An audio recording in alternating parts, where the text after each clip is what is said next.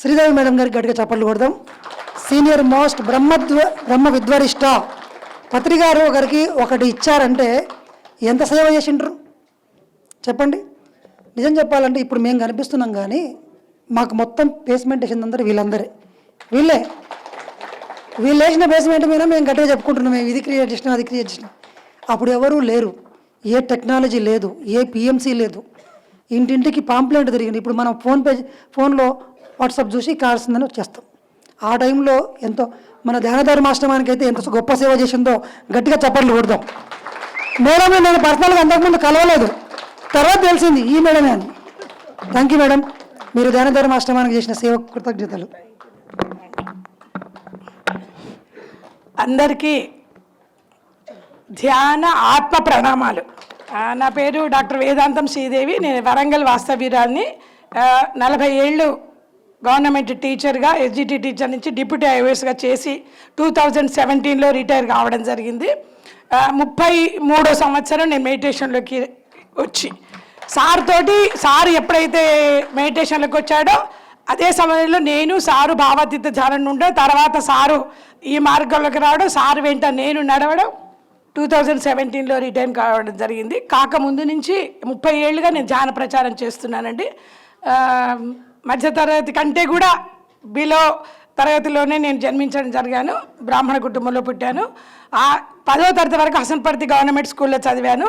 Intermediate 102 రూపాయలు fee లేక మా నాన్నగారు ఒక సంవత్సరం నువ్వు ఆపు, తర్వాత అక్క అన్నయ్య చదువుతున్నారు, అన్నయ్య పియూసీ, అక్క ఇంటర్మీడియట్ చదువుతుంది, నీకు ఇప్పుడు కట్టడానికి లేదు అంటే ఆగి ఒక 3 months నేను ట్యూషన్ చెప్పి ఫీజు సంపాదించుకొని ఇంటర్మీడియట్ ప్రైవేట్గా కట్టి పాస్ అయ్యి, తర్వాత టీటీసీ పోస్ట్ మెట్రిక్ ట్రైనింగ్ అంటారు చేసి 18 years 3 monthsకి జాబ్ వచ్చిన తర్వాత BA, BEd, MA, MPhil, PhD చేసి దాదాపు 450 పైగా అవార్డ్స్ వచ్చాయి నాకు. ఇదంతా గొప్ప కోసం చెప్పట్లేదండి. ఇప్పుడు ఇది ఏంటి, ఈ కార్యక్రమం ఏంటి, స్ఫూర్తి కార్యక్రమం. అందుకే ఇది ఇంతకుముందు నేను ఎక్కడ ఎక్కువ చెప్పాను. ఎందుకంటే ఆత్మ సిద్ధాంతంలో మన గురించి వేరే వాళ్ళు తెలుసుకోవాలి తప్ప మనకు మనం ఏదో అహంకారంతో చెప్పడం కాదు. ఒకవేళ అహంకారం వస్తే ముళ్ళు మనమే కట్ చేసుకోవాలి. అది నా తత్వం. ఎందుకు చెప్తున్నట్టు ఇక్కడ యూత్ ఉంది, మనకి ఏదో లేదు, ఎంత ఉన్నా ఏదో లేదు, ఇది ఉన్నది సరిగా లేదు, ఇది పనికి రాదు, ఈ ఇంట్లో ఎందుకు పుట్టాము, ఈయన నా తండ్రికి ఎందుకు అయ్యాడు, ఈ వాడలో ఎందుకు పుట్టాము, నాకు ఈ కులంలో ఎందుకు పుట్టాను, లేకపోతే వాళ్ళు అలా ఉన్నారు, ఎంతసేపు పోల్చుకొని అధపాతాళానికి పోతున్నారు. అంటే నేను ఎందుకు చెప్తున్నానంటే, ఒక ఆడపిల్లని అయ్యుండి ఒక మధ్యతరగతి కంటే కూడా తక్కువ ఆర్థిక కుటుంబంలో పుట్టిన నేను సాధించగలిగాను. నాతోటి చదివిన వాళ్ళందరూ 10th class వరకు సరిగ్గా అందరూ మంచి ఇంట్లో గృహిణులుగా స్థిరమైపోయినారు. అప్పుడు 10 మంది మాత్రమే ఉన్నాం ఆడపిల్లలు, మిగతా అంతా మగ పిల్లలే ఉండేది క్లాసులలో. 10 మందిమే ఆడపిల్లలు, అందులో 2 టీచర్స్ అయ్యాం, మిగతా అందరూ హౌస్ వైఫ్స్ అయ్యారు. హౌస్ వైఫ్స్ తక్కువ అనట్లేదు నేను, కానీ అయ్యాను. ఎందుకు అయ్యాను అని అది కారణం చెప్పండి మీరు. కసి ఎందుకు వచ్చిందంటే, నాకు ఇప్పుడు మీరు చూస్తున్న నేను ఇలా ఉండకపోయేదాన్ని. ఇప్పుడు పొన్నం ప్రభాకర్ గారు ఎలా ఉంటారు, పూత, అలా నాకు 7th classలో వచ్చింది. ఎందుకంటే జీవితం అర్థమైతే జీవితంలో ఉండేటువంటి మాధుర్యం అర్థమవుతుంది, లోతు దిగితే అర్థమవుతుంది. కాబట్టి అలా ఉన్న నేను ఇంట్లో మా ఇంట్లో వాళ్ళందరికీ పెద్ద అదన్నట్టు ఇష్యూ ఏంటంటే, ఈ అమ్మాయికి ఎలా పెళ్ళవుతుంది, ఏం చేస్తుంది, ఎవరు చేసుకుంటారు, అందం లేదు కదా అని. అలాంటి నేను 29వ ఏట నన్ను ఏరుకోరి చేసుకున్నవాడు దొరికాడు. 2 పాపలు, వాళ్ళు ఎంటెక్ అయింది, పెళ్ళిళ్ళు అయినాయి, వాళ్ళకి పిల్లలు కూడా ఉన్నారు.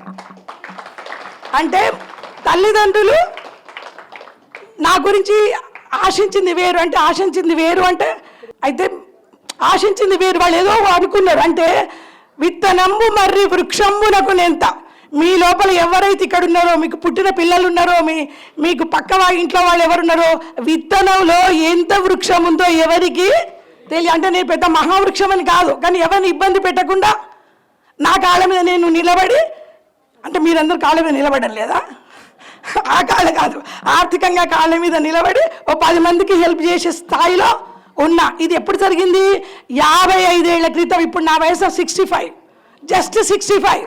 ఎంత జస్ట్ అనండి ముందు, జస్ట్ 65. జస్ట్ 65 అంటే నేను 57 ఏళ్ల క్రితం 7th క్లాస్లో ఉన్నప్పుడు నాకు ఇలా రావడం ఒక పెద్ద, ఆ రోజులలో చాలా సంచలనం. మీరు నమ్మినా నమ్మకపోయినా అమ్మా నాన్న నా వెనుకే ఏడ్చేది. నాకు ఇంకా గుర్తు, లీలగా ఎవరైనా రాగానే ఇంట్లో మొదటి ప్రశ్న, దేవికి ఎట్లా పెళ్ళవుతుంది, ఏం చేస్తావు, మనది ఉండి లేని సంసారం కదా, ఎలా ఉంటుంది దీని జీవితం, దాన్ని నువ్వే ఉంచుకుంటావా. 6 మేము ఇంట్లో కుటుంబంలో, నేను 3వ దాన్ని. వాళ్ళందరికి పెళ్ళి చేసి దాన్ని నువ్వే అంటే ఇంట్లో పెట్టుకుంటావా, ఇలాంటి విని విని విని ఉన్నా. కానీ ఆ లోపల ఆ వినడం వల్ల ఒక కసి అంటే ఏదో నేను ఎవరికి ఇబ్బంది కలగకుండా బతకాలి, ఎవరి మీద పడకుండా బతకాలనేది మాత్రం నాకు లోపల ఒక ఎప్పుడు మెదలుతూ ఉండేది. ఆ మెదడమే ఇలా తయారయ్యాను. అన్నీ నేను ఏదైతే అనుకున్నానో అన్ని విశ్వం నుండి పొందాను. ఏమి ఇస్తాం విశ్వానికి, ఏమి ఇవ్వగలుగుతాను నేను? ఒక సేవ చేయడం తప్ప. ఉంటే నాకు డబ్బులు పంచుతాను, డబ్బులు ఎవరైనా పంచుతారు. సేవ చేయడం ముఖ్యమని ఇందులోకి దిగడం జరిగింది. చిన్నప్పటి నుంచి కూడా సేవా గుణమే. ఏమవుతావని నీరు నిప్పు గాలి నీతో నిబంధమల్లింది.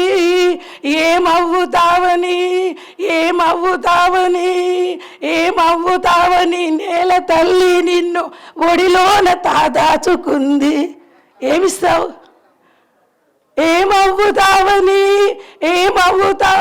పండు వెన్నెల నిన్ను చోకొట్టి నిద్ర పుచ్చింది. ఏమవుతావని పొద్దు పొడుపు నిన్ను ముద్ద ఆడి నిద్ర లేపింది. ఏం చేస్తావు?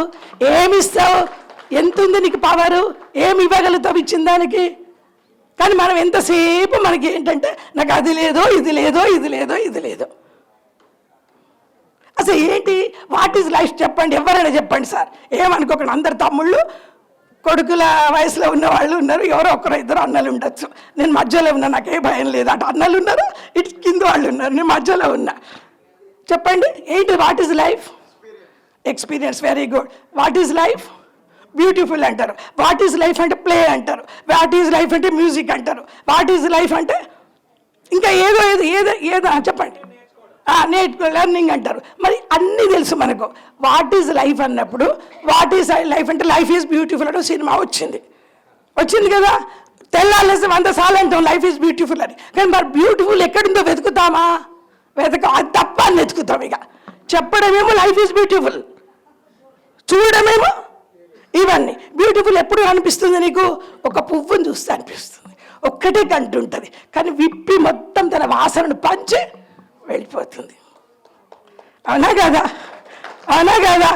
ఏదైనా తీసుకోండి, సృష్టిలో తన యొక్క ఏదైతే చేయాలనుకున్నదో చేసి తీరిపోతుంది. ఒక విత్తనం కూడా మట్టిలో వేస్తే ఒకరోజు కాకుండా ఒకరోజు అది మొలిచి ఇంత మొక్కో అంత మొక్కో అయ్యి ఎవరికో చిన్న ఆహారంగా అయిపోతుంది బయటికి. మరి లైఫ్ ఈజ్ బ్యూటిఫుల్ అంటే మనం బ్యూటీని చూస్తున్నామా? అసలు ఒక ఆకులాగా ఉండదు. గమనించారా ఎప్పుడైనా? వేప చెట్టు దగ్గరికి వెళ్ళండి రేపు, ఇవాళ. వేప చెట్టు కదా, ఏ చెట్టు అయినా ఒకే చెట్టుకు ఉండే ఆకులు ఒకేలాగా 2 ఆకులు ఉన్నాయా చూడండి. ఉన్నాయి అంటే నేను పెన్షన్ రాసిస్తా, 80,000 వస్తుంది, రాసిస్తా. ఒకటే చెట్టు, ఒకే వేప చెట్టు, ఒకే కొమ్మకు ఒకే 2 ఆకులు ఒకేలాగా ఉండవు. ఒకేలాగంటే ఆకారం కాదు, దాని యొక్క నిడివి కానీ, పొడవు కానీ, వెడల్పు కానీ, దాని యొక్క పవర్ కానీ, దానిలో రసం కానీ ఒకేలాగా ఉండదు. మరి అది బ్యూటీ కాదా? అన్నిట్లో అంత బ్యూటీ ఉన్నప్పుడు మనం కూడా యూనిక్ కాదా? నేనే కదా ప్రత్యేకం కదా, నేనే కదా ప్రత్యేకం. ఆ శ్రీదేవి ఉంది, ఈ శ్రీదేవి ఉంది, ఆ శ్రీదేవి ఈ శ్రీదేవి. ఏ శ్రీదేవి? చనిపోయిన శ్రీదేవి. మరి నేను ఉన్నామ్మా ఇంకా ఇక్కడనే పోతా నేను కూడా, కానీ ఇప్పుడైతే ఉన్నా. అంటే ఏంటి ఇక్కడ? లైఫ్ ఈజ్ బ్యూటిఫుల్ అంటే బ్యూటీని వెతకాలి. ఒక్కసారి సూర్యోదయాన్ని సూర్యాస్తమయాన్ని చూస్తున్నామా? ఒక్కసారి నక్షత్రాన్ని చూస్తున్నామా? అసలు ఆడబయట పడుకుంటున్నామా? నీళ్ళలో కాళ్ళు పెట్టి ఆడుకుంటున్నామా? కనీసం స్నానం చేస్తున్నామా నదిలోకి వెళ్ళి? అవన్నీ కదా బ్యూటీ. అంటే బ్యూటీ పార్లర్కి వెళ్తే బ్యూటీ పాడైపోతుంది అండి. బ్యూటీ రాదు. అన్ని పెట్టడం వల్ల 40 ఏళ్ళకి 60 ఏళ్ళు 70 ఏళ్ళలాగా తయారవుతుంది పిల్లలు. వేస్తేనే మొహం చూడగలుగుతాం, వేయకపోతే ఖతం. ఇక ఒరిజినాలిటీ అంతా పోతుంది కదా, న్యాచురల్ పోతుంది కదా. మరి బ్యూటిఫుల్ అంటే బ్యూటిఫుల్ చూస్తున్నామా? ఒక అబ్బాయి అంటాడు, మేడం లైఫ్ ఈజ్ ప్లే అంటాడు. అదే కదా, ఆట కథ రాశివా పాట కథ కేశవ అని పాటలు ఉన్నాయి కదా, వింటున్నాం కదా. మరి ఆట అంటే ఏంటి? ఆటలు ఏముంటాయి చెప్పండి? ఆడడం ఉంటుంది, గెలవడం ఉంటుంది, పడడం ఉంటుంది, పడిపోవడం ఉంటుంది, కాలిరేయడం ఉంటుంది, హాస్పిటల్కి పోవడం ఉంటుంది. ఒకరు తిడతారు, ఒకరు కిరీటం పెడతారు. ఒకసారి మన వల్లనే టీం గెలుస్తుంది, ఒకసారి మన వల్లనే టీం ఓడిపోతుంది. అవునా కదా? మరి జీవితంలో కూడా అంతే కదా, అవునా కదా? జీవితం ఆట అనుకునే వాళ్లకు ఆటల రహస్యాలు తెలియాలి ఫస్ట్. అనుకోవడం కాదు, అరే ఒకసారి పడిపోతాం రా, ఒకసారి తిడతారా, ఒకసారి మన వల్లనే టీం గెలుస్తుందిరా, ఒకసారి మన వల్లనే ఓడుతుందిరా. కాబట్టి ఇది కామన్. ఆట చూస్తే ఆట. లైఫ్ ఈజ్ మ్యూజిక్ అనుకోండి. వింటున్నారా ఎప్పుడైనా మ్యూజిక్? ఇప్పుడు బాగా అలవాటైంది ఏంటి, సెల్ చేయబట్టి. సారీ గా మా పాద అని ఉంటాయి 7 అక్షరాలు. 7 అక్షరాలు ఏది గొప్పదంటే ఏం చెప్తారండి? ఏది గొప్పది కాదు. ఏది అవసరం వచ్చినప్పుడు అది గొప్ప. నీకు సా ఇష్టం లేదు, సా సా సా సా అంటే ఏ మేడం ఇక్కడికి పోండి ఏం సా సా అంటారు. ఒకటే సా మీద పాట ఉంటుందా? ఉండదు. అన్నీ కలిసి ఏ అక్షరం ఏ స్వరం ఎప్పుడు ఎక్కడ వేస్తే అందంగా ఉంటుందో చూసి ఆ సంగీత ప్రియుడు ఒక రాగాన్ని సృష్టిస్తాడు. అవే 7 స్వరాలు. కానీ ఎన్ని కోట్ల పాటలు వచ్చాయి, ఎన్ని కోట్ల పాటలు వచ్చాయండి. మనకు కూడా ఉండేదే జీవితం. ఎన్ని కోట్ల అనుభవాలు పొందొచ్చు మనం. ఇది జీవితం అండి. జీవితం అంటే ఆట, అంటే ఆటలో ఏమి చూడాలి, పాట అంటే పాటలాగా చూడాలి. సంగీతం అంటే సంగీతంలో ఎన్ని ఒడిదుడుకులు ఉంటాయో చూడాలి. ఒక స్వరానికి ఇంకొక స్వరం వేస్తే అబ్బా కన్న కఠోరంగా ఉంది, ఇది కరెక్ట్ లేదు అంటారు. సంగీతం వాళ్ళ దగ్గరికి వెళ్ళండి, రీ పడే చోట గాబడిందండి, ఇది పాట కాదు. ఏ అక్షరం ఏ స్వరం దగ్గర అదే వేయాలి. మన జీవితం కూడా అంతే కదా. 7 స్వరాలు అంత ఖచ్చితంగా ఏది వేస్తే ఒక పాట తయారైనప్పుడు, ఒక రాగం తయారైనప్పుడు మన జీవితం 100 ఏళ్ల జీవితాన్ని ఎక్కడ పడితే అక్కడ ఇట్లా పడితే అట్లా వేయొచ్చా? పత్రిసారి ఎప్పుడు అంటాడు కళలు కళలు కళలు 44 64 ఫైన్ ఆర్ట్స్ ఉన్నాయి మనకు. కళల వల్ల ఉపయోగం ఏంటి? ఒక ముగ్గు వేస్తారండి. ఆడపిల్లలకు ముగ్గు ఎందుకు నేర్పుతారు చెప్పండి? ముగ్గు వేస్తే ఒక ముగ్గులో ఒక చుక్క కనుక కరెక్ట్గా వేయకపోతే ముగ్గు అంతా రబ్ చేయాల్సి వస్తుంది. అబ్బో ఒక్క చుక్క పోయింది, మొత్తం పాడైపోయింది. మర్చిపోని రబ్ చేసి మళ్ళీ వేస్తే ఎంత వేసినా రబ్ చేయకుండా వేసిన ముగ్గుకు దీనికి ఖచ్చితంగా తెలుస్తుంది. మీరు నీళ్లు పోయండి, ఇంకేమైనా పోయండి, అలకండి, ఏమైనా చేయండి, అదే ఇది. మరి జీవితం కూడా అంతే కదా. వేయాల్సిన చోట చూడాల్సిన చూపు, మాట్లాడిన మన ప్రవర్తన సరిగ్గా ఉంటే ఈ ముగ్గులాగా జీవితం బాగుంటుంది. ఎందుకు నేర్పించారు కళలు? సంగీతం ఎందుకు నేర్చుకోవాలి? ఆర్ట్ చూడండి, ఒక ఆర్ట్ వేస్తారు, అన్ని గీతలే. ఒక గీత గీస్తే కేసీఆర్ ముక్క అవుతుంది, ఒక గీత గీస్తే మోడీ ముక్క అవుతుంది. ఒక్కటే గీతలో మొత్తం తేడా వస్తుంది. మనం చూసే గుర్తుపడతాం, ఈయన అని. మనం కింద కార్టూన్లో వస్తాయి కదా, ఎవరైనా వెంటనే గుర్తుపడతాం. ఎందుకు గుర్తుపడతాం? ఒక్క గీత మొత్తం ఆ ఫిగర్ యొక్క లోపల లైఫ్ ఏది ఉందో అది మనకు చూపెడుతుంది. గీతలే చూపెడతాయి. ఒక గీతకు ఒక గీత వేస్తే మొత్తం ఆ ఫోటోనే ఒక బొమ్మకు బదులు ఇంకో బొమ్మ తయారవుతుంది. మరి మన జీవితం కూడా అంతే. ఎక్కడ వేయాల్సిన అడుగు, ఎక్కడ మాట్లాడాల్సిన మాట, ఎక్కడ చూడాల్సిన చూపు, అన్నిటికీ శీలేన శోభతే విద్య అన్నారు పెద్దవాళ్ళు. శీలం అంటే ఏంటి? శీలం అంటే ఒక క్షణంలో పోయేదో, ఒక క్షణంలో మన నుంచి ఎవరో దోచుకునేది కాదు నాన్న. మనకి అట్లా అలవాటు అయింది పెట్టి. ఒక వ్యక్తి యొక్క నిరంతర యొక్క ప్రవర్తనను శీలం అంటాం. ఈమె మంచిది. ఏం చూసి మంచిది అంటాం చెప్పండి బాబు? ఏం చూసి మంచిది అంటాం? పట్టు చీర చూసి మంచిది అందామా? వాళ్ళ భర్త కలెక్టర్ అయితే మంచిది అందామా? కారు ఉంటే మంచిది అందామా? అందంగా ఉంటే మంచిది అంటామా? చెప్పండి, ఏముంటే మంచిది అంటాం? మేడం ఇవన్నీ కాదు మేడం, కానీ ఆమె మంచిది మేడం అంటే ఆమెను చూస్తాం మనం.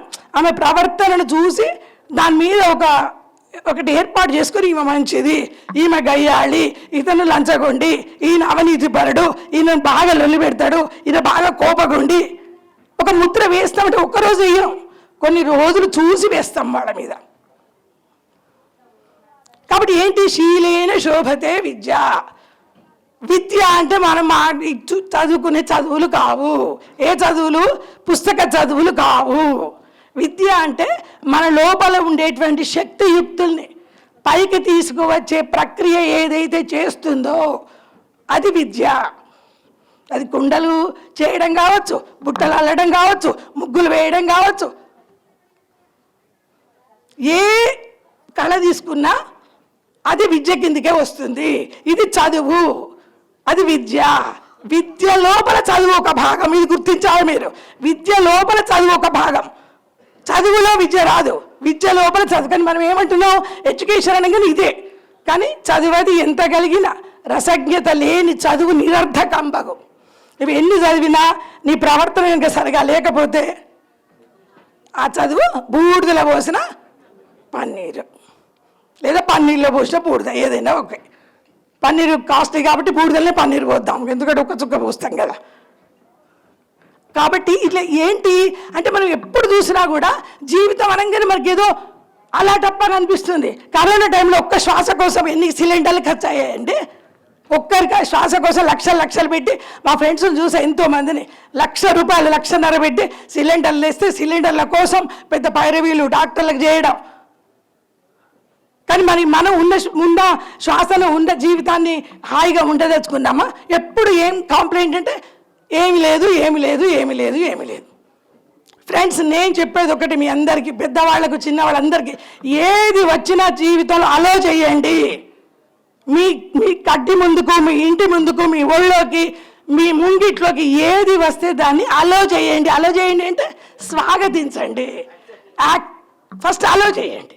అలో చేసిన తర్వాత దాన్ని యాక్సెప్ట్ చేయండి. ఫస్ట్ రానియండి, ఇంటి దాకా రానియండి. ఆ గేట్ దగ్గరనే మనం వదిలిపెడతాం. అమ్మో నాకు ఆ ఉద్యోగం రాదు, అమ్మో ఆ పిల్ల మంచిది కాదు, అమ్మో వాళ్ళ నాన్న మంచోడు కాదు, అమ్మో నాకు పెళ్లి కానే కాదు.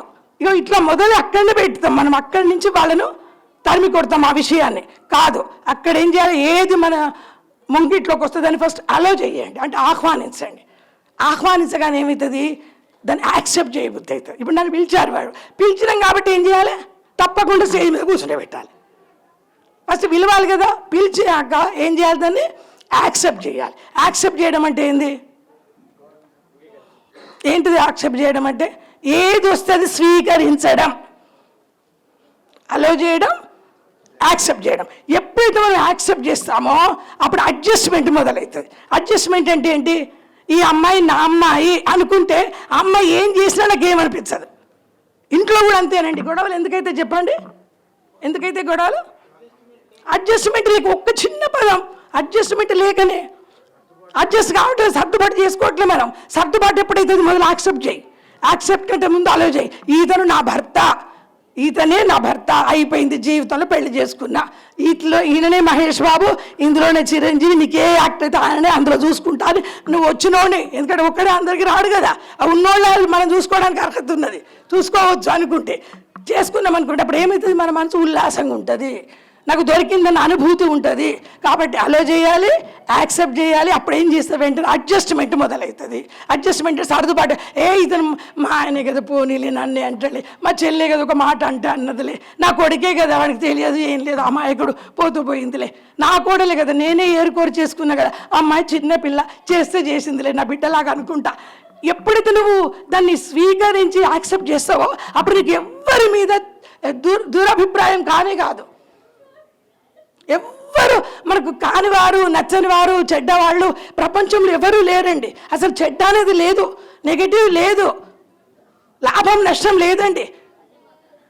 ఎందుకు లాభం నష్టం లేదు, నేను గంపెడు వంకాయలు తీసుకొచ్చా అమ్మడానికి.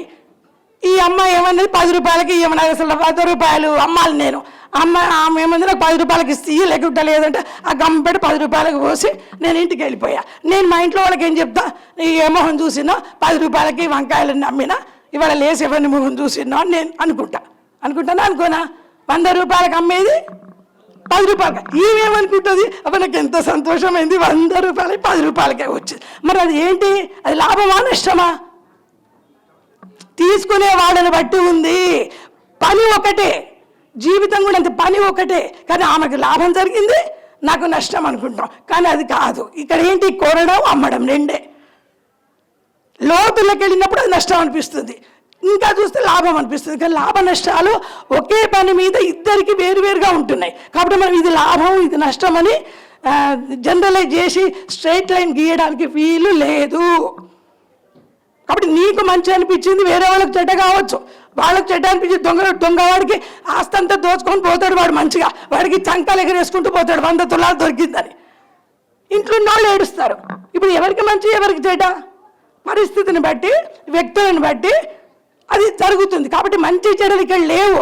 మనం ఎవరి వస్తువు దొంగతనం చేయకుండా ఉండడం అనేది రూల్. ఆ రూల్ దాటినప్పుడు ఈ లాభ నష్టాలు వస్తాయి. అర్థమైందా? ఎప్పుడు వచ్చిందా అది? ఎవరి పనులు వాళ్ళు ఉన్నారనుకోండి, సెల్ ఇక్కడ పెడితే 15 రోజులు కాదు, 100 రోజులు కాదు, 100 ఏళ్ళు అయినా ఎవరైనా చేయకపోతే అక్కడే ఉండాలి. అది సృష్టి ధర్మం.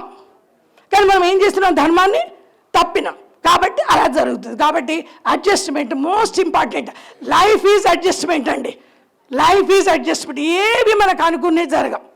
అనుకున్నామని జరగవు అన్నీ, అనుకోలేదని ఆగవు కొన్ని, జరిగేవన్నీ మంచికని అనుకోవడమే మనిషి పని కదా.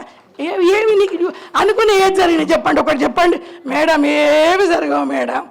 ఈయన అనుకున్నాక ఆయన వచ్చిండు, ఆ పాప పుడుతుంటే బాబు పుట్టిండు, ఈ స్కూల్ వేద్దామంటే సీట్ ఆ స్కూల్లో వేసిండు, ముడతలు వద్దంటే ముడతలు వచ్చినాయి.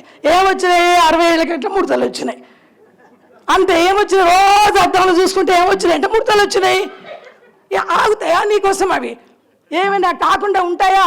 సృష్టి ధర్మం జరుగుతుంది కదా. కాబట్టి సృష్టి ఏది జరుగుతుందో దాన్నే పత్రిసారి ఏమన్నారు? జరిగేదానిని జరగనివ్వాలి. జరిగేదాన్ని జరగనివ్వాలంటే ఏది వచ్చినా నువ్వు యాక్సెప్ట్ చేయాలి. అడ్జస్ట్మెంట్గా ఉండాలి. ఎక్కడైతే అడ్జస్ట్మెంట్ ఉంటుందో బంగారాలు అక్కడ సక్సెస్. ఇది గుర్తుపెట్టుకోండి. ఎక్కడైతే అడ్జస్ట్మెంట్ ఉంటుందో అక్కడ సక్సెసే. ఈ అమ్మాయి నా అమ్మాయి అనుకున్నప్పుడు ఇంకా అవి ఏం చేసినా నాకు ఏమనిపించదు. ఏ చీర చింపినా, ఇంట్లో ఏం చేసినా, గ్లాస్ ఎత్తేసినా పోనీలే అనుకుంటూ ఆమెను కలిసి ఉంటాం. ఎప్పుడైతే నీకు మనసులో ఏ రవ్వంతా ఆమె మీద ఆమె కాదు, నేను అడ్జస్ట్ కాలేను అని మొదలైందో అప్పుడు గొడవ షురు అవుతుంది. విశ్వమంతా నాదే కదా, అహం బ్రహ్మాస్మి కదా మనం చెప్పే సిద్ధాంతం. అంతా బ్రహ్మమే, అందరం ఒకే చోటు నుంచి వచ్చాము. తత్వమసి, నీవు కూడా బ్రహ్మమే. ఇంత చిన్న మాట అండి. నేను బ్రహ్మనే, నువ్వు బ్రహ్మమే. నేను ఆత్మనే, నువ్వు ఆత్మ. నేను అక్కడి నుంచి వచ్చాను, నువ్వు అక్కడి నుంచి వచ్చావు. మళ్ళీ ఇద్దరం అక్కడికే పోతాం. ఎంత చిన్న మాటలు. మమాత్మ సర్వభూతాత్మ. అన్ని ప్రాణాలలో ఉన్నది ఒకటే ఆత్మ. కల్విదం బ్రహ్మ. అంతా అక్కడికే చేరుకుంటాం. ఈ యొక్క 4 వేద వాక్యాలు తెలిస్తే గొడవలు అవుతాయండి. ఎందుకైతున్నాయి అంటే అజ్ఞానం వల్ల, ఏదో సాధిద్దాం అనుకోవడం వల్ల. ఉండాలి పట్టుదల, ఉండాలి. ఇంతకుముందు సార్ చెప్పిన పట్టుదల ఉండాలి, టైం సెన్స్ ఉండాలి. ఫస్ట్ ప్రపంచంలో అన్నిటికంటే మన ప్రాణం ముఖ్యం. ప్రాణం తర్వాత సమయం ముఖ్యం. సమయం తర్వాత ప్రవర్తన ముఖ్యం. లేజినెస్ ఉండద్దు. సోమరితనము కన్నా హీన గుణము కలదే. ప్రపంచంలో అతి నికృష్టమైన నీచమైన చెడ్డ గుణం ఏంటంటే లేజినెస్ అండి. లేజినెస్. ఏ ఉపనిషత్తులో వేట్లలో దొంగతనం చెడ్డవే, కానీ దానికంటే చెడ్డది ఏంటిది? లేజినెస్. వాడు దొంగతనం చేయాలన్నా పోయి కనీసం వాడు భార్య పిల్లలకి ఏదో చేసి తెచ్చి పెడతాడు, పొద్దున్నే లేస్తాడు, అటు ఇటు చూడాలి. ఒక స్కాలర్ కంటే దొంగకే తెలివి ఎక్కువ ఉండాలి. ఎందుకు? ఎవరు చూడకుండా చేయాలి, చప్పుడు కాకుండా చేయాలి, అటు ఇటు చూడాలి. ఎంత అవేర్నెస్ ఉంటే ఒక దొంగ తప్పని చేయగలుగుతాడు. దొంగతనం చేయమని చెప్పకండి. రేపొద్దు శ్రీదేవి మేడం పై అందరూ దొంగతనం చేయమని చెప్పకండి. బయట దొంగకు ఎంత అవేర్నెస్ ఉండాలి. ఆ పనులు చేస్తున్నాడు వాడు. కానీ వీడు ఈ లేజీ ఫెలో ఏది చేయడు, మంది మీద ఆధారపడతాడు. పైగా కూర్చున్నవాడు ఏం చేస్తాడు? కూర్చున్నవాడు ఊరుకోడు. ఎప్పుడు అందరినీ ఇది బాగలేదు, అది బాగలేదు, అది బాగలేదు, ఇది బాగలేదు చేసేవాడు. ఎప్పుడు కూడా ఇతరులను విమర్శించడు. చక్కగా అన్నం వండేవాళ్ళు వేరే వాళ్ళను ఉప్పు ఎక్కువ, కారం ఎక్కువ అనడానికి నోరు చాలదండి మాకు. ఎందుకంటే మేము కూడా అట్లాంటి అనుభవంలో ఉంటాం కాబట్టి. కానీ చేయని వాళ్ళు అమ్మాయి తక్కువ ఉంది, అది ఎక్కువ ఉంది, చేసినావు, అది చేసినావు, మనసు మంచి లేదని ఎన్నైనా అనగలుగుతారు. కాబట్టి అనుభవమే జ్ఞానము. అందుకే సార్ అనుభవమే జ్ఞానము. ఇంకా వేరే జ్ఞానం ఏం లేదు. ఏది అనుభవంతో పొందుతావో అది నిజమైన జ్ఞానం. అది ఎప్పుడు నీ నిరంతరంగా నీలోనే నిలిచి ఉంటుంది.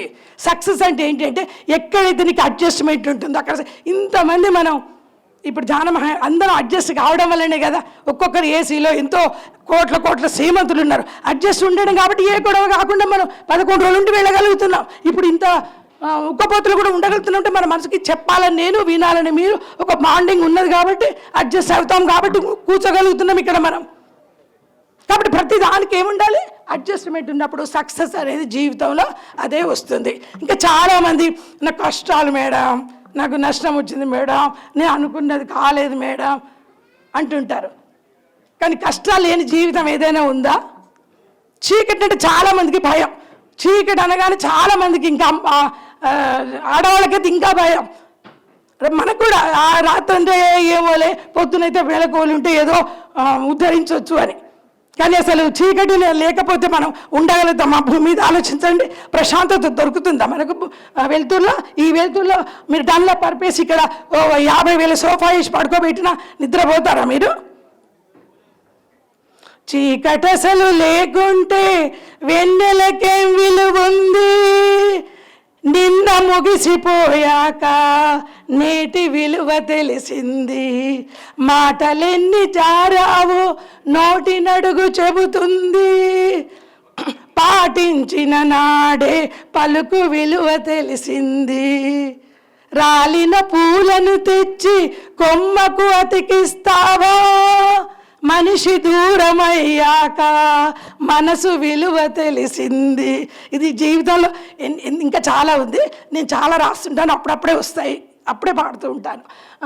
ఓకే, ఇప్పుడు అంటున్నాం ఉన్న వాళ్ళతోటేమో గొడవ, పోయిన వాడికేమో తద్దనాలు, సార్థాలు, వెండి పళ్ళాలు, కంచాలు, గ్లాసులు, అన్ని దానాలు.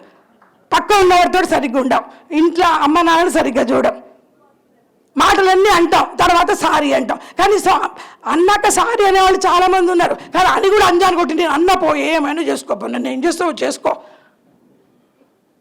తప్పులు చేయని వాళ్ళు ఎవరు ఉండరండి. తప్పులు చేయాలి, నేర్చుకోవాలి, మళ్ళీ ఆ తప్పులు చేయకుండా ఉండడమే జీవితం. జీవితం అంటే అనంతగమన ప్రయాణం, ఆత్మ ప్రయాణమే జీవితం. ఒక్కరోజుతో 2 రోజులతో ముగిసేది కాదు ఇది. అనంతమైన ఈ ప్రయాణంలో ఎన్నో ఒడిదుడుకులు ఉంటాయి. ఆ ఒడిదుడుకులను తట్టుకుంటూ వెళ్ళాలి. వీటన్నిటికీ ఉదాహరణ మన పంచభూతాలు చెప్తున్నాయి. భూమి ఉంది, ఏం చూస్తాం? భూమి నుంచి ఏం నేర్చుకోవాలి? సహనం నేర్చుకోవాలి. ఎవరు దున్నినా, ఎవరు దొడ్డికి పోయినా, మూత్రం పోసినా, తవ్వినా, పెట్టినా, ఏం చేసినా ఎన్నడన్నా మన మీద అది రివెంజ్ తీసుకుందా? విప్లవంగా మాట్లాడిందా? మనం ఎంత ఏం చేసినా అది తన పని తాను చేసుకుంటూ వెళుతుంది కదా. అలాగే నీరేం చేస్తుంది? అన్నిటిని కలుపుకుంటూ పోతుంది. స్పీడ్గా చెప్తాను, విజ్ఞులు కాబట్టి. అన్నిటిని కలుపుకుంటూ పోతు. అక్కడ ఐస్ క్రీమ్ పెట్టు, పెండ పెట్టు, అశుద్ధం పెట్టు, వస్తుంది, అన్నిటి కలుపుకుంటూ ముందుకు పోతుంది. చేరాల్సిన గమ్యం ఏంది దానికి? సముద్రం. అన్నిటిని కలుపుకుంటూ పోతున్నాం. ఇక్కడ పెండు ఉన్నది, నేను పోను, ఇక్కడ ఐస్ క్రీమ్ ఉన్నది, ఎక్కువ తిరిగిపోతాను, ఆగుతుంది. అక్కడ కలుపుకుంటూ పోతుంది. కలుపుకునే గుణం నీటిది. అదే గాలి. గాలి ఇంత ఖాళీ ప్రదేశం ఉంటే దాన్ని ఆక్రమించేస్తుంది. ఇంత ఖాళీ ఉంటే ఆక్రమించేస్తుంది. మనం కూడా మన అవసరం ఎక్కడుందో, ఎప్పుడుందో, ఎవరికి ఉందో అక్కడ మనం పోయి వాలాలి. ఏ చిన్న సహాయమైనా చేయడానికి సమాజంలో ఉండాలి. ఈ నా 65 ఏళ్ల జీవితంలో ఎన్నో కోట్ల మంది సహాయ సహకారాల వల్ల నేను ఈరోజు ఇలా ఉన్నాను. డబ్బు వల్ల కాదు. వాళ్ళందరికీ కోట్ల నమస్కారాలు. టీచర్లు కావచ్చు, తల్లిదండ్రులు కావచ్చు, అక్కచెల్లెలు కావచ్చు, మీలాంటి వాళ్ళు కావచ్చు, నేను చెప్పిన పిల్లలు కావచ్చు, కట్టుకున్న బట్టల చేనేత వాళ్ళు కావచ్చు, పెట్టుకున్న బొట్టు పిల్ల తయారు చేసిన వాళ్ళు కావచ్చు, పెట్టుకున్న గడియారం చేసిన వాళ్ళు కావచ్చు, వండే అన్నం వాళ్ళు కావచ్చు, పండించే రైతులు కావచ్చు, ఇలా చెప్పుకుంటూ పోతే ఎన్ని కోట్ల మంది 65 సంవత్సరాలు నాకు హెల్ప్ చేసి ఉండొచ్చు. డబ్బు ఏం చేస్తావు? డబ్బు అంటే కరెన్సీ. ఇంతకుముందు చెప్పాడు సోదరుడు. ఉట్టి నోటు పెట్టి ఏం చేస్తావు? నోటు పెట్టి నువ్వు మానాన్ని కాపాడుకోగలుగుతావా? ఆకలిని తీర్చుకోగలుగుతావా? నూనెలాగా తయారు చేసుకొని పెట్టుకోగలుగుతావా? గాజులాగా తీర్చిదిద్దుకోగలుగుతావా? లేదు. అన్నీ మళ్ళీ ఎవరో ఒకరి సహాయం వల్లనే మనకు అందాలి. కాబట్టి ఆ గుణం గాలిని చూసి నేర్చుకోవాలి. గాలి అంటే సహాయ సహకారి. దానికి ఏం పని లేదు, ఎక్కడుంటే అక్కడే ఉంటుంది. అలా గాల్లా ఉంటాడు రా వీడు, ఎక్కడుంటే ఎక్కడ చూసినా నువ్వే కనబడుతున్నావు ఏంద్రా అంటాం మనం.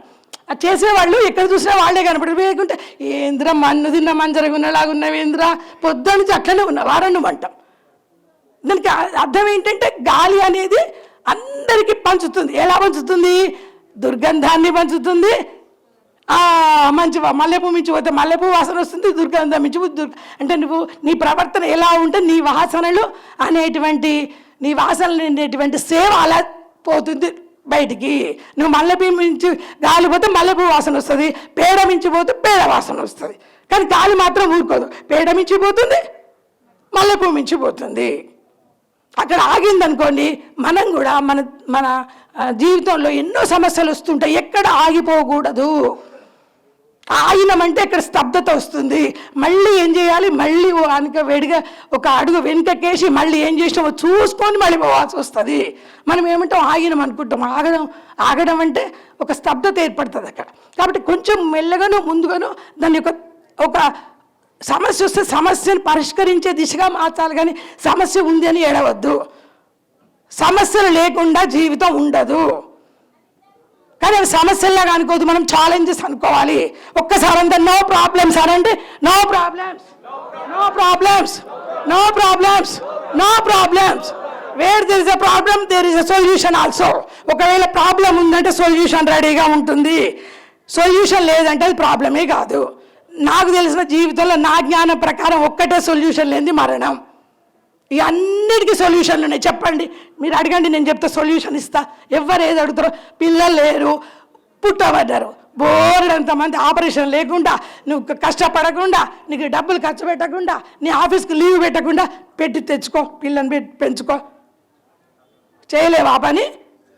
ఎప్పుడు నువ్వు అనుకుంటే ప్రాబ్లం కాదు అని నువ్వు ఎప్పుడైతే డిసైడ్ చేసుకుంటావు వెంటనే ఏదైనా చేయగలుగుతావు. ప్రతి సమస్యకు పరిష్కారం ఉండి తీరుతుంది, ఉండి తీరుతుంది, ఉండి తీరుతుంది. నువ్వు అనుకుంటే ప్రతిదానికి 2000 ఉంటాయండి. ఒకటి ఇక్కడ నిలబడినప్పుడు ఇటొకటి ఉంటుంది, ఇటొకటి ఉంటుంది. మనం ఏం చేస్తాం, ఇటు వెళతాం, పెళ్లి చేసుకుంటాం, పిల్లల్ని కంటాం. ఇక్కడ కూడా నాతోటి వాడు ఇక్కడ పెళ్లి కానోడు కూడా ఉంటాడు. వాడు ఎంత హాయిలే, వాడు మంచి అంతా తిరుగుతున్నాడు, అంతా పోతున్నాడు, వాడు ఇష్టం వచ్చినాడు, సంతోషంగా ఉంటున్నాడు. నా బతుకమ్మ ఇట్లా అయిపోయింది. ఇంతకుముందు సార్ అన్నాడు కదా, నేను సూసైడ్ చేసుకోవచ్చు. అది ఎప్పుడు అనుకోవాలి? ఇక్కడ ఉన్నప్పుడు నేను ఇటు వెళ్ళాలా, ఇటు వెళ్ళాలా, ఇటు వెళ్ళినామంటే ఇటే వెళ్ళాలి, మళ్ళీ తిని చూడొద్దు.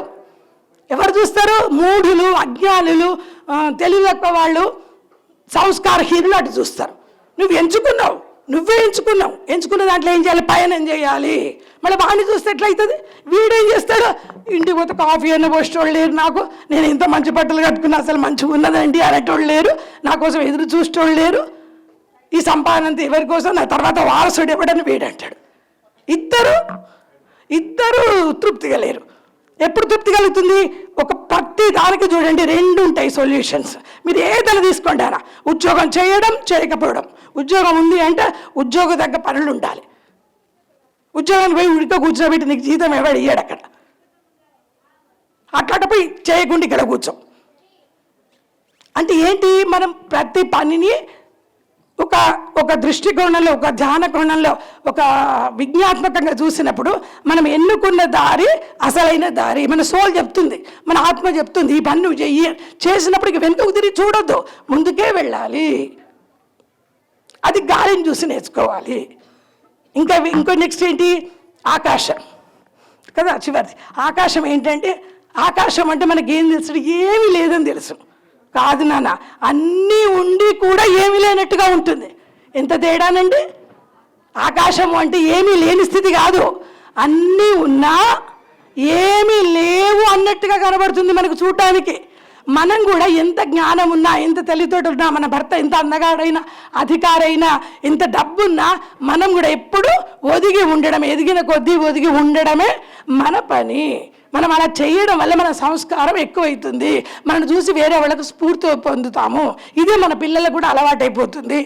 బర్త్డేలకు ఇంతమంది మనం చేస్తున్నాం. మన పిల్లలకు 1000 రూపాయలు పెట్టి డ్రెస్సులు కొనిస్తారు. అదే డ్రెస్సులు ఒక 200 తగ్గించి డ్రెస్సు కొనిచ్చి ఆ 200 ఏ అనాథ శరణాలకో, ఏ మూగ పిల్లలకో వాడినే తీసుకుపోయి, నాన్న నువ్వు ఇయ్యి అని నేను చేస్తున్నానండి ఆ పని. చిన్నప్పటి నుంచి నాకు 2 ఆడపిల్లలు. పోయి నాన్న ఈ సార్ 200 తక్కువైనాయి, వీళ్ళకి అందరికి పంచుదాం. మనం వాడి చేత చిన్నప్పటి నుంచి ఫస్ట్ బర్త్డే నుంచి వాడిని తీసుకుపోవడం అలవాటు చేయండి, పేదవాళ్ళకి ఇవ్వడం అలవాటు చేయండి. ఏమవుతుంది?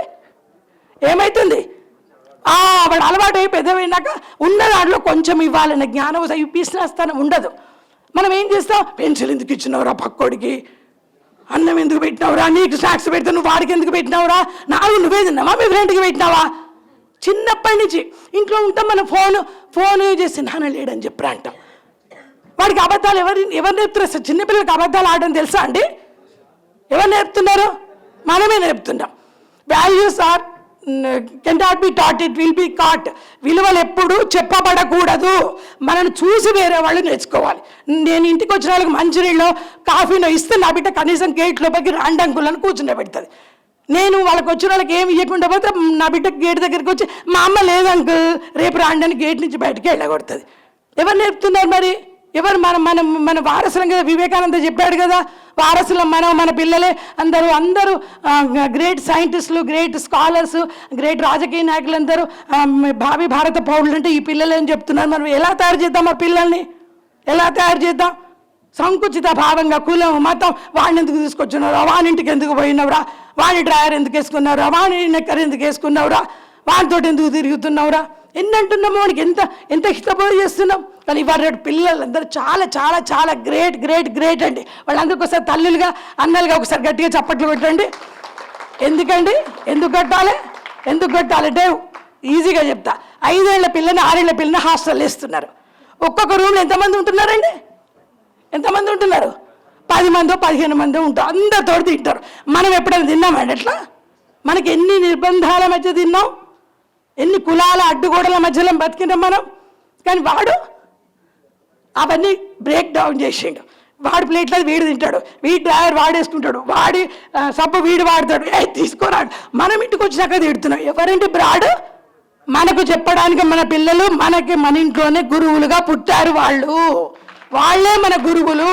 ఎందుకు అంటే మనకంటే ముందే పోయిండ్రు పైలోకానికి పోయి అక్కడ కొంచెం నేర్చుకొని మళ్ళీ ఇక్కడికి వచ్చి మనకు చెప్తున్నారు. ఎవరు చెప్పినా వినవు. మన పిల్లలే మనకు గురువులు కాబట్టి వాళ్ళు చెప్తున్నా కొద్ది ఏం చేస్తుంటాం మనం? వినక తప్పదు. నేను ఈ అమ్మాయిని చేసుకోవద్దు, నేను పోతున్నాడు వాడు. నువ్వు చూస్తే నీ కర్మ, అదృష్టం ఉండి కళ్ళతోడు చూడు. లేకపోతే వాడైతే ఊరుకోవట్లేదు, అమ్మాయి అయితే ఊరుకోవట్లేదు. అంటే ఎవరికి కులమత భేదాలు లేకుండా ఉన్నాయి? ఎవరు బ్రాడ్గా ఉంటున్నారు? ఎవరు అందరితో సంఘటితమై ఉంటున్నారు? ఎవరు అందరితోటి కల్మషం లేకుండా బతకగలుగుతున్నారు? మనమా? మనం నేర్పిస్తున్నాం వాళ్ళకి ఇంకా. కాబట్టి ఆకాశం అనేది అంత అద్భుతం. అన్నీ ఉంటాయి దాంట్లో. పాలపుంతలు ఉన్నాయి, నక్షత్రాలు ఉన్నాయి, వ్యోమగాములు ఉంటాయి. అన్ని మనం శాటిలైట్స్ పంపిస్తాం. అన్నీ పంపించడానికి ఎవరు వచ్చినా లేదనకుండా ఆకాశం ఉంది. ఎవరికి అందరికీ చోటిచ్చేటట్టుగా ఉంది ఆకాశం. కానీ చూడడానికి ఎలా కనబడుతుంది? ఏమి లేనట్టుగా ప్లెయిన్గా కనబడుతుంది. అంటే పంచభూతాలు ఉంటే అలా మనము నేర్చుకోవచ్చు. ఇది వేరే పుస్తకాలు ఎక్కడ ఉండదు నాన్న. మనకు అనుభవంతో మనకు తెలిసిన జ్ఞానంతో ఒకదానికొకటి జోడించి చెప్తాం. ప్రతి ప్రాణి నుంచి ఒకటి నేర్చుకో. కుక్క నుండి విశ్వాసం, పావురం నుండి శాంతి, చిలక నుండి పలుకులు ఎలా ఉండాలి? బంగారం లాగా ఉండాలి. పచ్చసరి అంటారు, బంగారం లాగా ఉండాలి మాటలు. ఎవరిని ప్రేమపూర్వకంగా మాట్లాడతామో మనం ఏదో సొమ్మంతా పోయినట్టు, మనకు ముత్యాలన్నీ మాటే మాణిక్యమాయనే అన్నట్టుగా మన మాటలు రాస్తే ఎక్కడ పాడవుతారో, ఎక్కడ రాలుతారో, ఎక్కడ తీసుకుంటారో అన్నట్టుగా ఫీల్ అవుతాం మనం. ఎప్పుడు చూసినా ప్రచండంగా ఉంటుంది. మనం పెనం మీద పేరాలేస్తే పేలిపోయేటట్టు ఉంటుంది. ఏమంత కర్మ వచ్చింది? నవ్వుకు స్మైల్కు మైల్ దూరంలో ఉంటాం మనం. మన దగ్గర ఉంది కదా, ఆ నవ్వు మనమే తెచ్చుకోవచ్చు కదా. ఎప్పుడు నవ్వుకుంటూ ఉండొచ్చు కదా. తెల్లాలి సమయం ఏం చేస్తాం? ప్రసన్నవదనం సౌభాగ్యదాం భాగ్యదాం శ్లోకం ఇది. ఏంటిది? ప్రసన్నవదనంగా ఉండాలి, సౌభాగ్యంగా ఉండాలి, అందరికీ పంచాలి. అమ్మనేమో మనకు అన్నీ ఇవ్వాలట, మనమో ఎవరికేమి ఇవ్వద్దట. దేవుడు ఎప్పుడు అడుగుడే. ఇప్పటి నుంచి ఏం అడగొద్దు, మనం ఇవ్వాలన్నట్టుకుంటారు. నా సూక్తి అది.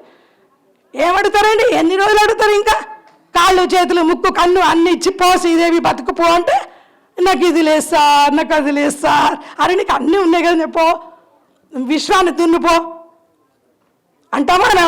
ఒక 10th క్లాస్ పిల్లవాడు ఉన్నాడు. ఇది చెప్తే మీకు అర్థం. ఒక 10th క్లాస్ పిల్లవాడు ఉన్నాడు. వాడు పరీక్షలు వచ్చినాయి. రేపటి నుంచో నుంచో పరీక్షలు. వాళ్ళ అమ్మ అన్ని వసతులు పెట్టింది, చదువుకోరా అని చెప్పింది. కరెంటు పోయింది, అమ్మ ఇన్వర్టర్ పెట్టించింది అనుకోండి. ఆకలి అవుతుందమ్మా, స్నాక్స్ ఏదో పెట్టింది. దాహం అవుతుంది, మంచినీళ్ళు పెట్టింది. ఇంకా నాకు నిద్ర వస్తుంది, ఏ బఠానీలో ఏ పుట్నాలో తెచ్చి మధ్యలో తినరా అని పెట్టింది. ఇంకా అడిగి 11:30 దాకా ఈమె ఇంటిని సాధిస్తుంటే ఏమంటుంది ఆమె? చెప్పాడు ఒక్కటి వీకి అన్ని పెట్టినా నీకు మొద్దుగాడిది, చదువు లేకపోతే నీ చావు, నువ్వు ఏమన్నా చావని పోదా? ఈ అమ్మమ్మలను కన్న అమ్మనే గిట్లా ఏం తెలియని అజ్ఞానంలోని ఈ అమ్మే ఇంత ఉంటే అన్నీ తెలిసిన దేవుడు మనకు అందించి పంపినాక ఊరికి అడుగుతుంటే కోపం వస్తుందా రాదా? నీ దేవుడు నీ ఒక్కరి కోసం ఉన్నాడా? శ్రీదేవి కోసం ఉన్నాడా దేవుడు? ఏం పని లేదు. ఈ 800 కోట్ల జనాభాలు శ్రీదేవి ఒక్కతే, రాము సార్ ఒక్కటే, ఇంకా మమత ఒక్కటే, ఈ అమ్మాయి ఒక్కతే ఉందా? మనం ఏం చేయాలి? దేవుడికి పని తగ్గించాలి దేవుడికి. ఒక తండ్రికి పెద్ద కొడుకు కిందందరిని చూస్తుంటే ఆ తండ్రి చిన్నపిల్లలను చూసుకుంటారు, ఇంకో పని చేస్తాడు ఆయన. అర్థమైంది? ఆ పెద్ద కొడుకు ఎదిగిన కొడుకు కింది వాళ్ళని చూస్తుంటే తండ్రికి పని భారాన్ని తగ్గించినట్టు అవుతుంది. ఇప్పుడు మనం ఏం చేస్తున్నాం, మనకు అన్నీ ఉన్నా కూడా ఏమైనా దేవుడి మీద ఆధారపడి ఏమనంటే ఇవ్వడం అన్నీ ఇచ్చి పంపినాక నీకేం కావాలి, డబ్బు కడుగు, డబ్బే కావాలంటే రోజు 10 బాత్రూమ్లు కడితే 20,000 వస్తాయి. నేను అడిగి చూపిస్తా. 20,000 కావాలన్నా రోజు 2,000 అండి. సిటీలో బాత్రూమ్ కడితే 2,000. వాడిదే బ్రష్, వాడిదే క్లీనరు, లేజాలు అన్నీ వాడివే. అంటే కావాలనుకున్నప్పుడు నువ్వు చూడకు, పనిని తక్కువ చేయక. అక్కడ నీకు కావాల్సింది డబ్బు అన్నప్పుడు న్యాయ మార్గంలో శక్తి వంచన లేకుండా పనిచేయి, డబ్బు సంపాదించుకొని పో. కానీ నువ్వేమంటున్నావు, ఆఫీసర్ కావాలి, వైట్ కాలర్ ఉండాలి, పని చేయొద్దు, నెల జీతం పడాలి, నువ్వు మాత్రం ఏం పని చేయొద్దు. అట్లాంటి జాబ్ కావాలని కోరుకుంటున్నావు. అది సాధ్యమా? ఒప్పుకుంటుందా విశ్వం? ఎన్ని రోజులు ఉంటావు అలా?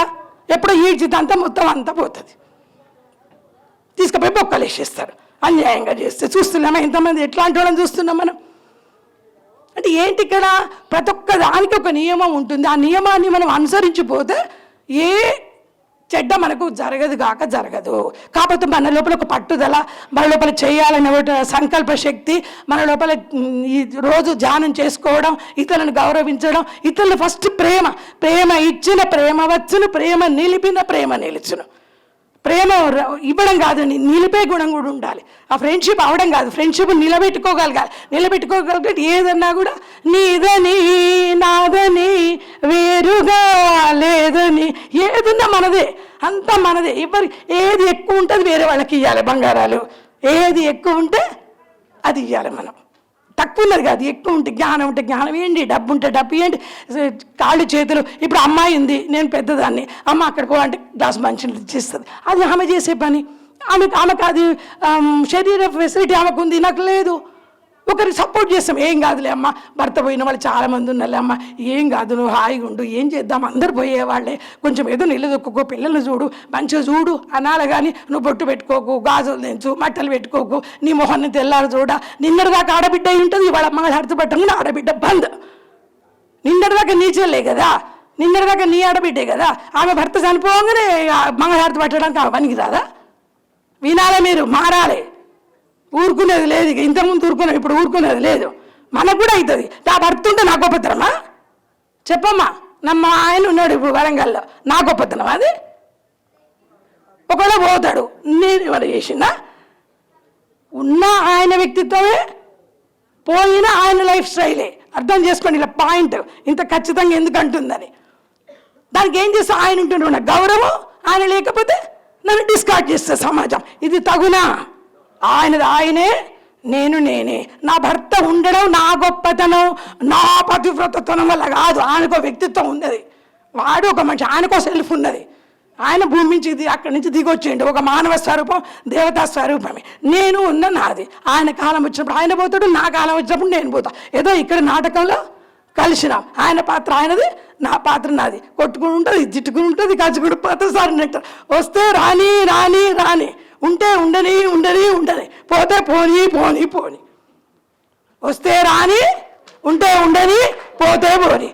వచ్చేదాన్ని రానియండి, ఉన్నంతసేపు అన్నిటితోటి మంచిగా ఉండే బ్యాగ్ మీ చేతులు, ఆ బ్యాగే మీకు వరం. ఈ ఉన్న రోజులు అదే బ్యాగ్ను ప్రేమించండి. అది జీనికితో పక్కకు పెట్టి ఇంకోటి కొనుక్కోండి. ఇది లేదని ఇంకోటని అక్కడ ఆషాఢ మాసం చెత్త అంతా ఇంట్లో పెట్టుకొని ఇంట్లో చదువుకుంటూ కూర్చొని ఇది చదువుకోండి. కానీ ఇల్లు చదువుడు కాదు. ఇల్లు వారం రోజులు చదువుకున్నా ఏం కాదు. కానీ రోజు మనసును చదువుకోవాలి. ఏం చేసినాం, ఎందుకు చేస్తున్నాం, ఎలా చేయాలి, ఎలా జీవితం ఉండాలి. జీవితం అంటే ఒక వరం అనండి. జీవితం ఒక వరం. నా జీవితం నా చేతుల్లో. Life is beautiful. ఏదంటే అది కావాలి, నన్ను అవుతుంది. మనం అనుకోవాలి. ఇప్పుడు కలెక్టర్ కావాలి అనుకోగా నా మనసు ఏం చెప్తుంది, శ్రీదేవి పొద్దునకి 7 దాకా నిద్రపోతే కలెక్టర్ అవుతావా అని, పుస్తకాలు చదవాలి కదని, లైబ్రరీకి పోవాలి కదని, ఇంతకుముందున్న కలెక్టర్లు ఎవరో వాళ్ళ యొక్క ఇంటర్వ్యూ తీసుకోవాలి కదని, ప్రశ్నల గురించి ఆలోచించాలి కదని, వివిధ పుస్తకాలు చదవాలి కదని అంటదానదా? అంటే నీ ఆకాశం అంతా ఆశ ఉంటే కనీసం తాటి చెట్టు అంతా నెరవేరుతుంది. మనం ఎక్కడికి ఇంతసేపు గుడుగుడు గుంజం గుండె రాగం, ఎంతెంత దూరం వెళ్ళిపోయే దూరం, ఇక్కడిక్కడ తిరుగుతాం. పని చేసి లేదు, ఫలితం మాత్రం బాగా కావాలి. కాక కాదు. కాబట్టి ఇవన్నీ మనం ఆలోచిద్దాం. ఇంకా ఎంతో చెప్పాలన్నది బంగారాలు. అయినా హాయి హాయి హాయి లాహిరి లాహిరి లాహిరిలో ఓహో వేగమే ఊగేను అన్నట్టుగా ఉండాలి జీవితం. ఏదైనా రానియండి పోనీయండి, మనం మాత్రం హాయిగా ఉండాలి. మన ఆనందం మన దగ్గర ఉండాలి. మన ఆనందపు తాళపు చెవి ఎవరికి ఇవ్వద్దు. నువ్వు ఏడుస్తున్నావంటే నీ కీ పక్క వాడి దగ్గర ఉంది. 65 ఏళ్ళ మనిషిని గీపిలాడి ఏడిపిస్తున్నా అంటే ఎవరిది తప్పు? నా తప్పు. నన్ను గీపిలాడి ఏడిపిస్తాడా అంటే నా కీ ఎక్కడుంది? మా ఇళ్ళ పక్కన ప్రాణము చిలుకలో ఉన్నట్టు నా కీ గాడి దగ్గర ఉన్నది. ఈ కీ తెలుసుకొని వాడు ఏం చేస్తుంటాడు? ఎప్పటికీ పిడుతున్నాడు. బింది నాకొద్ది. మన కుండను ఎత్తున పెట్టుకొని కుండ అంటున్నా, బిందె అంటున్నాను, అర్థం చేసుకోండి. కుండ అంటే తొందరగా బాగుతుంది కాబట్టి ఏడుపు. కాబట్టి మనకి మన దగ్గర ఉండాలి. నువ్వు ఏడవాలనుకున్నప్పుడు ఏడవు, అవసరమైనప్పుడు ఏడువు. కానీ పొద్దున్న దాకా ఏడవాల్సిన అవసరం నవరసాలలో ఏడుపు కూడా ఒకటి. శవం దగ్గర ఏడవకుండా ఉండలేవు, ఏడువు. కానీ పొద్దున్న దాకా తెల్లని దాకా ఏడవకు. ఏడుపు పరిష్కారం కాదు. ఎక్కడ భయం ఉంటుందో అక్కడ సక్సెస్ ఉండదు. ఎక్కడ ఏడుపు ఉంటుందో అక్కడ సక్సెస్ ఉండదు. కాబట్టి దేవతా రూపాలన్నీ నిర్భయంగా పెడతాయి. కాబట్టి లేదు మనకి భయము, బ్రతుకంతా నిర్భయము.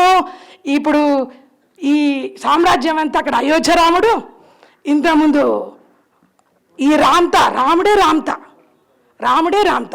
ఆ రాముడు ఇప్పుడు జాన ఉస్మానియా రాముడు. 3 రాములు ఇప్పుడు ఈరోజు. ఆ రాముడు ఈ రాముడి గురించి తెలుసుకుందాం. Thank you. అవకాశం ఇచ్చినందుకు చాలా థ్యాంక్ యూ. ఒకసారి మేడంకి గట్టిగా చప్పట్లు కొడదాము. చక్కగా పాటలు పాడుతూ ఎంత అద్భుతమైన జ్ఞానాన్ని మనకు అందించారు మేడం. సో ఇంకా గట్టిగా మేడం టైం ఉంటే ఇంకా ఎంతో అద్భుతమైన జ్ఞానాన్ని అందిస్తారు. బట్ మనకు టైం లేదు. ఇన్ టైంలో మేడం ఎంతో జ్ఞానాన్ని మనకు అందించడం జరిగింది. సో మేడంకి మన చప్పట్లతో మరొక్కసారి కృతజ్ఞతలు తెలియజేసుకుందాము. Thank you madam, thank you so much.